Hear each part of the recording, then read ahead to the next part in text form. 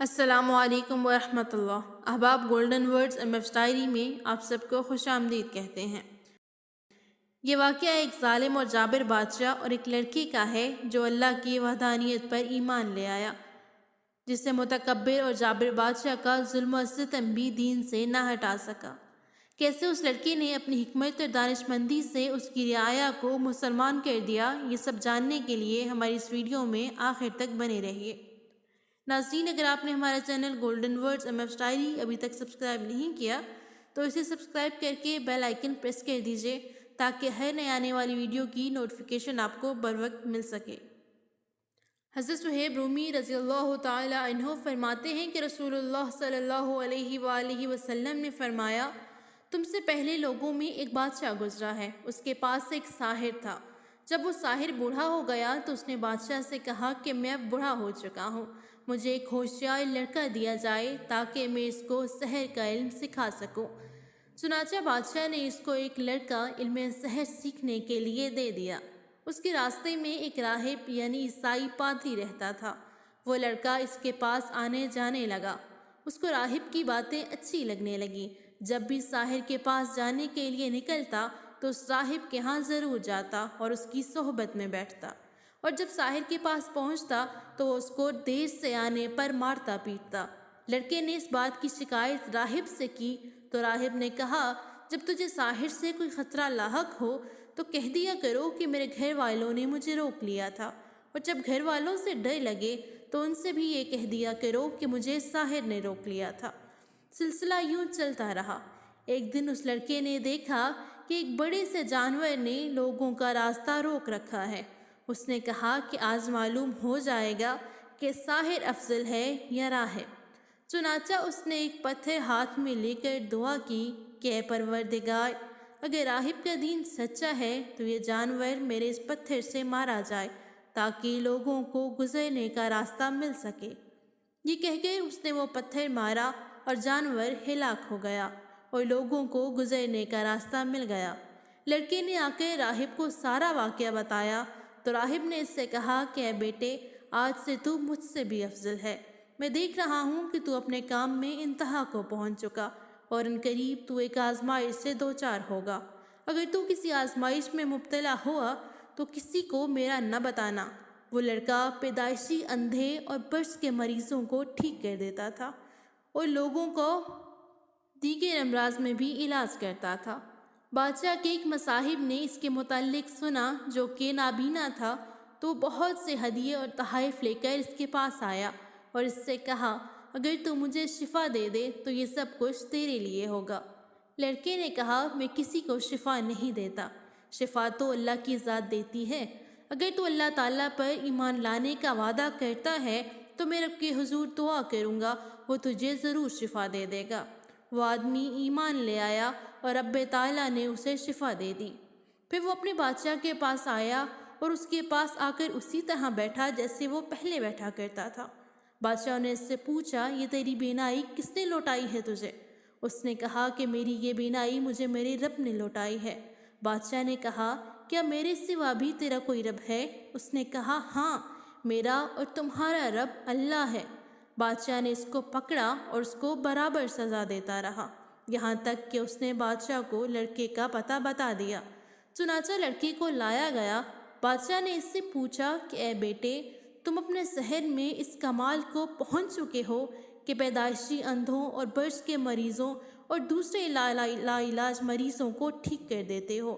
لڑکے نے جواب دیا، میں کسی کو شفا نہیں دیتا، شفا تو اللہ تعالیٰ دیتے ہیں۔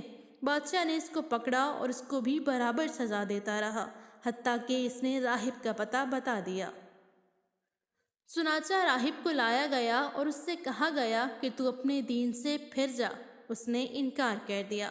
بادشاہ نے ایک آرا منگوایا اور اس کے سر بیچ میں رکھ کر اس کو چیر دیا اور اس کے 2 ٹکڑے زمین پر گر پڑے۔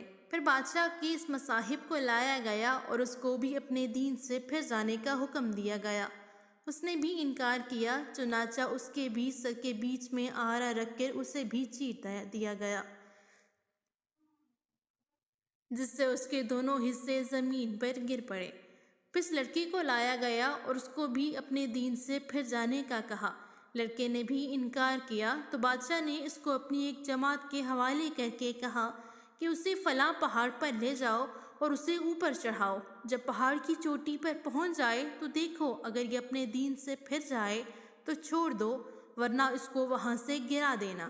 چنانچہ وہ لوگ اس لڑکی کو لے گئے اور پہاڑ کے اوپر لے جا کر گرانے لگے تو اس لڑکے نے کہا، اے اللہ، تو مجھے ان لوگوں سے بچا لے جیسا تو چاہتا ہے۔ چنانچہ وہ پہاڑ ہلنے لگا اور سارے اس سے گر کر ہلاک ہو گئے، اور وہ لڑکا صحیح سالم بادشاہ کے پاس چلا آیا۔ بادشاہ نے اس سے ان لوگوں کے متعلق پوچھا کہ وہ کہاں رہ گئے، تو لڑکے نے کہا کہ اللہ تعالیٰ نے مجھے ان کے شر سے محفوظ رکھا ہے۔ بادشاہ نے پھر اس کو اپنی ایک اور جماعت کے حوالے کیا اور کہا کہ اس کو لے جاؤ اور ایک کشتی پر سوار کرو۔ پھر جب وہ کشتی سمندر کے بیچ میں پہنچ جائے تو دیکھنا کہ اگر وہ دین سے باز آ جائے تو چھوڑ دینا، ورنہ اسے سمندر میں لے جا کر غرق کر دو۔ چنانچہ وہ لوگ اس کو اپنے ساتھ لے گئے۔ لڑکے نے پھر وہی دعا کی کہ اے اللہ، مجھے اپنی قدرت سے ان لوگوں کے شر سے محفوظ فرما۔ چنانچہ وہ کشتی ہی الٹ گئی اور سب غرق ہو گئے۔ لڑکا صحیح سالم واپس بادشاہ کے پاس چلا آیا۔ بادشاہ نے اس سے پوچھا کہ تیرے اصحاب کا کیا ہوا؟ اس نے کہا کہ اللہ تعالیٰ نے مجھے ان کے شر سے محفوظ رکھا۔ پھر اس لڑکے نے خود ہی بادشاہ سے کہا کہ تو مجھے قتل نہیں کروا سکتا جب تک کہ تو میری بات پر عمل نہیں کرے گا۔ بادشاہ نے کہا کہ وہ کیا بات ہے؟ لڑکے نے کہا کہ ایک کھلے میدان میں لوگوں کو جمع کرو اور مجھے کھجور کے ایک تنے پر لٹکاؤ، پھر میرے ترکش سے ایک تیر لو اور پھر اس تیر کو کمان کے بیچ میں رکھ کے بسم اللہ کہہ کر چلاؤ، اس طرح میں مر جاؤں گا۔ چنانچہ بادشاہ نے ایک وسیع میدان میں لوگوں کو جمع کیا اور اس کو کھجور کے ایک تنے پر لٹکا دیا، پھر اس کی ترکش سے ایک تیر لے کر اس کی کمان کے بیچ میں رکھ کر کہا کہ بسم اللہ رب الغلام، اللہ کے نام سے جو اس لڑکے کا رب ہے۔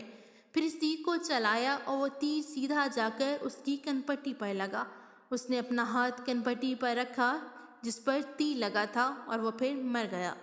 اس عجیب واقعے کو دیکھ کر یکلخت لوگوں کی زبان سے نعرہ بلند ہوا کہ ہم سب غلام کے رب پر ایمان لاتے ہیں، ہم سب رب غلام پر ایمان لاتے ہیں، ہم سب رب غلام پر ایمان لاتے ہیں۔ کسی نے بادشاہ کو جا کر بتایا کہ آپ کو جس چیز کا خطرہ لاحق تھا وہ واقعہ ہو گیا ہے۔ لوگ ایمان لے آئے۔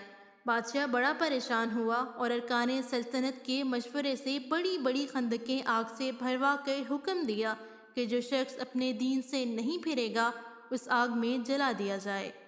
چنانچہ بہت سے آدمی اس میں جلائے گئے۔ اس دوران ایک عورت جس کی گود میں ایک بچہ تھا، اس کو آگ میں گرنے سے ذرا سی ہچکچاہٹ ہوئی تو چھوٹا سا بچہ بولا کہ اماں جان صبر کرو کیونکہ آپ حق پر ہیں۔ ناظرین و سامعین، یہ تھا آج کا ایمان افروز واقعہ۔ اس واقعے سے کچھ نکات، کچھ فوائد سامنے آتے ہیں جو میں آپ سب کے گوشت گزار کرنا چاہوں گی۔ اس حدیث سے یہ معلوم ہوتا ہے کہ زمانہ قدیم کے بادشاہ اپنی مصلحتوں کے لیے ساحروں اور کاہنوں کی خدمات حاصل کیا کرتے تھے۔ اس حدیث سے یہ بھی ثابت ہوا کہ نیک مومن کی دعا ضرور قبول ہوتی ہے۔ بسا اوقات اہل ایمان آزمائش سے دوچار ہوتے ہیں اور دشمن کی طرف سے ان کو طرح طرح کی تکالیف پیش آیا کرتی ہیں، اور یہ بھی کہ اللہ تعالیٰ اپنے دوستوں کی حفاظت بھی فرمایا کرتے ہیں اور ان کے دشمنوں کو ان کے تابع کر دیا کرتے ہیں۔ اللہ تعالیٰ کی راہ میں تکلیف آئے تو صبر سے کام لینا چاہیے۔ اس حدیث سے دعوت اللہ کی فضیلت بھی معلوم ہوئی اور یہ امر بھی ثابت ہوا کہ داعی کو اپنی دعوت کی کامیابی کے لیے اپنی عزیز ترین چیز قربان کر دینی چاہیے۔ ناظرین، یہ تھی ہماری آج کی ویڈیو۔ امید کرتی ہوں کہ آج کی ویڈیو آپ کو پسند آئی ہوگی۔ اگر آپ کو ویڈیو پسند آئی تو اسے ہماری حوصلہ افزائی کے لیے لائک کر دیجیے گا اور کمنٹ سیکشن میں جا کر کمنٹ کر دیجیے گا۔ اپنا خیال رکھیے گا بہت سارا۔ ملتے ہیں آپ سب سے نیکسٹ ویڈیو میں۔ فی امان اللہ۔